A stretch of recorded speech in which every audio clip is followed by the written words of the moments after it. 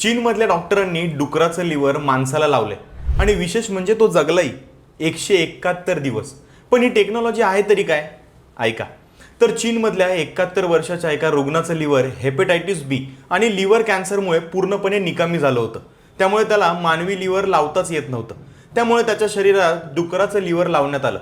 पण ते डुक्कर सामान्य नव्हतं, तर ते जेनेटिकली मॉडिफाईड डुक्कर होतं. त्याच्या जेनेटिक रचनेत अशा पद्धतीने बदल केले होते की त्या रुग्णाचं मानवी शरीर ते सहज एक्सेप्ट करू शकेल. या तंत्रज्ञानाला झिनो ट्रान्सप्लांटेशन असंही म्हणतात. आपल्याला एखाद्या ऑर्गनची तातडीनं गरज भासते, पण तो ऑर्गन डोनेट करणारं मिळतच नाही. म्हणून मग चीनी डॉक्टरांनी त्यावर हा उपाय शोधलाय. आणि हा असा जगातला पहिलाच प्रयोग नव्हता.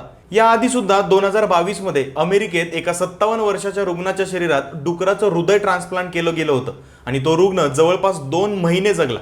हे तंत्रज्ञान भविष्यात ऑर्गन शॉर्टेजवर नक्कीच पर्याय ठरेल. तुम्हाला ही टेक्नॉलॉजी कशी वाटली? कमेंट करून नक्की सांगा.